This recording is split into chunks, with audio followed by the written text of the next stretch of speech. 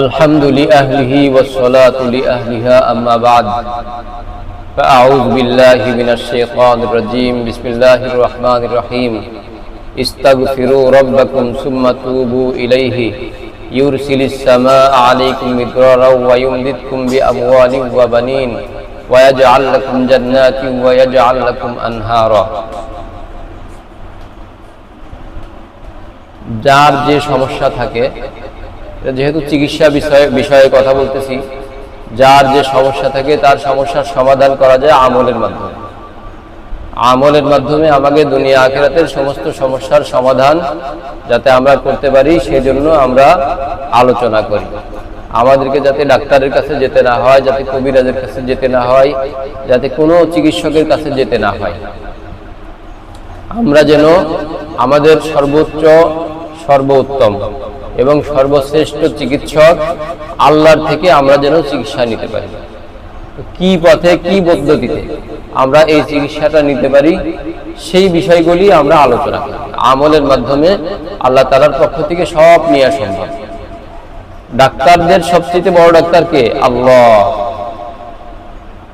কবিরাজ যারা কবিরাজি করে, তো কবিরাজদের বড় কবিরাজ কে? আল্লাহ। কবিরাজদেরকে যারা সৃষ্টি করেছেন, যিনি সৃষ্টি করেছেন, তিনি আসমান জমিনের মালিক, তিনি হচ্ছেন আল্লাহ। তাহলে যিনি কবিরাজদের মাধ্যমে চিকিৎসা দেন, তিনি সরাসরি আমাকে চিকিৎসা দিতে পারেন, এটার মধ্যে কোনো সন্দেহ নেই। আমাদের ইয়াকিনের ঘাটতির কারণে আমরা আল্লাহর তরফ থেকে সরাসরি সাহায্য পাই না।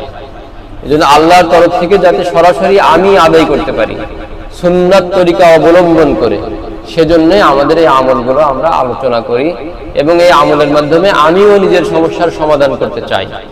আমিও কোনো মানুষের কাছে যাই, তাই সে ডাক্তার হোক, সে কবিরাজ হোক, অথবা সে যে ধরনের চিকিৎসকই হোক না কেন, আমি তার কাছে যেতে চাই না। কারণ আল্লাহই তো শেফা দেওয়ার মালিক, আল্লাহ তাআলাই তো সমাধান দেওয়ার মালিক। তো আমি আল্লাহর থেকেই ফয়সালা করাইতে চাই। তো আল্লাহ তাআলা যে দিতে পারেন এটার মধ্যে তো কোনো সন্দেহ নাই। আল্লাহর দরবারে, আল্লাহ পাকের খজানায় কোনো কিছুর তো অভাব নাই, কোনো কিছুর অভাব আল্লাহ পাকের দরবারে নাই। আল্লাহ পাকের খজানার মধ্যে অসংখ্য। আল্লাহ তাআলা বলছে উদউনি আস্তাজিব লাকুম, হে বান্দা তুমি আমার কাছে দোয়া করো, আমি দোয়া কবুল করব। তুমি আমার কাছে চাও, আমি তোমাকে দিব। আল্লাহ দিতে রেডি, কিন্তু আমরা নিতে রেডি না। এজন্য যাতে আমরা মাখলুক থেকে ফিরে এসে আল্লাহমুখী হতে পারি, এজন্য বিভিন্ন সময় আমি আমলগুলো নিজে করি এবং আপনাদের সাথে শেয়ার করি। সেজন্য আজকে যে আমলটা করব অত্যন্ত গুরুত্বপূর্ণ একটা আমল। এই আমলের মাধ্যমে দুনিয়া এবং আখিরাতের সফলতা আল্লাহ দান করবেন। এক নম্বর গুণ হলো, এক নম্বর সফলতা হলো যে আমরা যে ইস্তেগফার করব, ইস্তেগফার পড়লে আল্লাহ তাআলা আমাদের জীবনের গুনাহ মাফ করে দিবেন। তো যার জীবনের গুনাহ নাই সে তো পুরো পবিত্র একটা মানুষ। তো এই মানুষটা ইস্তেগফারের মাধ্যমে সে দুনিয়ার, তার যদি অসুস্থ থাকে তাহলে সে সুস্থ হওয়ার জন্য ইস্তেগফার আমল করতে পারে। সে যদি ব্যবসা বাণিজ্যের মধ্যে সমস্যা থাকে তাহলে ব্যবসা বাণিজ্যের সমস্যা থেকে যাতে সে উত্তীর্ণ হতে পারে, ব্যবসা বাণিজ্যের মধ্যে যাতে উন্নতি করতে পারে। যদি কোনো স্বামী তার স্ত্রীকে দেখতে পারে না, তো ওই স্ত্রী যদি এই আমলটা করে তাহলে ওই স্বামী ইনশাআল্লাহ ওই স্ত্রীর কথা শুনবে।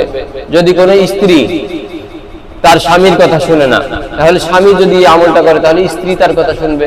যদি কোনো সন্তান বাবা মায়ের কথা শুনে না, তাহলে বাবা মা যদি এই আমলটা করে তাহলে সন্তান বাবা মার কথা শুনবে। এরকম বিভিন্ন সমস্যা। যদি কেউ ঋণগ্রস্ত হয় তাহলে তার ঋণ পরিশোধের জন্য এই আমলটা করলে আল্লাহ তাআলা ঋণ পরিশোধ করে দিবেন। যদি কারোর চেহারা খারাপ হয়ে যাচ্ছে, দিন দিন চেহারা খারাপ হয়ে যাচ্ছে, তো সে যদি এই আমলটা করে আল্লাহ তাআলা তার চেহারা সুন্দর করে দিবেন। যদি কেউ শুকায়ে যাচ্ছে, দিন দিন স্বাস্থ্য খারাপ হয়ে যাইতেছে, তো সে যদি এই আমলটা করে তাহলে আল্লাহ তাআলা তাকে স্বাস্থ্য ভালো করে দিবেন। এই ধরনের আরো যত সমস্যা থাকতে পারে সব সমস্যার সমাধান এই আমলের মধ্যে আল্লাহ তাআলা দিয়ে দিবেন। এই জন্য সেই আমলটাই আমি আপনাদেরকে দিচ্ছি। এটা হযরত হাসানে বসরি রাহমাতুল্লাহি আলাইহির কাছে কতগুলা লোক আসছে। একজন বলছে, হযরত আমার তো ব্যবসা বাণিজ্যে কোনো উন্নতি নাই, বরং দিন দিন ডাউন পজিশনে যাইতেছি, যদি আমাকে একটু এর সমাধানের পথ বলে দিতেন। তো হযরত হাসানে বসরি রাহমাতুল্লাহি আলাইহি তিনি বললেন যে তুমি এখন থেকে ইস্তেগফার পড়ো। তুমি কত পড়বা? প্রতিদিন ফজরের নামাজের পরে অথবা ইশার নামাজের পরে নির্জনে বসে নামাজের পরে আগে পিছে 11 বার দুরূদ শরীফ পড়ে ইস্তিগফারের আমল করতে থাকো, 100 বার করে ইস্তিগফার পড়তে থাকো, পারলে 5 ওয়াক্ত পড়তে থাকো, পারলে আরো বেশি ইস্তিগফার বাড়ায় দাও। তো এটা করো, দেখবো তোমার সমস্যার সমাধান হয়ে গেছে। একজনে এসে বলতেছে যে হুজুর আমার তো মেয়ের বিয়ে হয় না, আমাকে একটু সমাধান দিয়ে দেন। তো হাসানে বসরি রহমাতুল্লাহি আলাইহি তিনি বললেন যে তুমিও ইস্তিগফারের আমল করো, ইস্তিগফারের আমল খুব বেশি বেশি করো। এরপরে একজন ব্যক্তি এসে বলতেছে হযরত আমার তো চাকরি হয় না, আমার চাকরির জন্য আমাকে কিছু আমল দিয়ে দেন, আমাকে কিছু পরামর্শ দিয়ে দেন। তো হযরত হাসান বসরি রাহমাতুল্লাহি আলাইহি বললেন যে তুমি বেশি বেশি ইস্তিগফার করো, ইস্তিগফারের আমলটা করো, আল্লাহ তাআলা তোমার চাকরির ব্যবস্থা করে দিবেন। এরকম অনেকগুলি, কেউ কেউ এসে বলছে যে হযরত আমার ক্ষেত খামারে ফসল হইতেছে না, পোকা ধরতেছে, দয়া করে আমাকে একটু আমল বলে দেন, আমাকে একটু সমাধান শিখিয়ে দেন। তো হাসান বসরি রাহমাতুল্লাহ আলাইহি বলতেছে যে তুমি ইস্তিগফারের আমল করো। তো এভাবে ইস্তিগফারের আমল। তো সাথে যারা ছিলেন, সামনে যারা ছিলেন তারা বলেন হযরত সমস্যা তো অনেক রকম, আপনি সমাধান তো একটাই দিয়ে দিলেন। তখন হাসান বসরি রাহমাতুল্লাহ আলাইহি বলতেছে দেখো এটা আমি বলি নাই, এটা আমি আমার আল্লাহ পাকের কালাম থেকে তাদেরকে শুনিয়ে দিয়েছি। আল্লাহ পাক যেটা বলেছে আমি সেই কথাটাই তাদেরকে বলে দিয়েছি। তো সেটা কি? সেটা হলো যে সূরা নূহের মধ্যে 10, 11, 12 এই 3টা আয়াতের মধ্যে আল্লাহ তাআলা বলেছেন ইস্তাগফিরু রাব্বাকুম সুম্মা তুবু ইলাইহি ইউরসিলিস সামাআ আলাইকুম মিদরারা ওয়া ইউমদিদকুম বিআমওয়ালিন ওয়া বানিন ওয়া ইয়াজআল লাকুম জান্নাতি ওয়া ইয়াজআল লাকুম আনহারা। আল্লাহ বলেন যে তোমরা তোমাদের প্রভুর নিকট ইস্তিগফার করো, সুম্মা তুবু ইলাইহি, এরপরে গুনাহ ছেড়ে দিয়ে সে আল্লাহর দিকে প্রত্যাবর্তন করো। তাহলে কি হবে? ইউরসিলিস সামাআ আলাইকুম মিদরারা, আসমান থেকে রহমতের বৃষ্টি বর্ষণ হবে। ওয়ায়ুমদিদকুম বিআমওয়ালিন ওয়া বানিন, আল্লাহ তাআলা তোমাদের ধন সম্পদ এবং সন্তান সন্ততি বৃদ্ধি করে দিবেন। ওয়ায়াজআল লাকুম জান্নাতি, এবং আল্লাহ তাআলা তোমাদের জন্য বাগ বাগিচা করে তৈরি করে দিবেন। ওয়া আনহারা, এবং নহর সমূহ অর্থাৎ মিষ্টি পানির ব্যবস্থা করে দিবেন আল্লাহ তাআলা। তো এটা আল্লাহ পাক বলেছেন যে ইস্তিগফার করলে এটা হবে। এজন্য আমরা ইস্তিগফারের আমল করব। আল্লাহ রাব্বুল আলামিন আমাদের সবাইকে তৌফিক দান করুক, আমিন।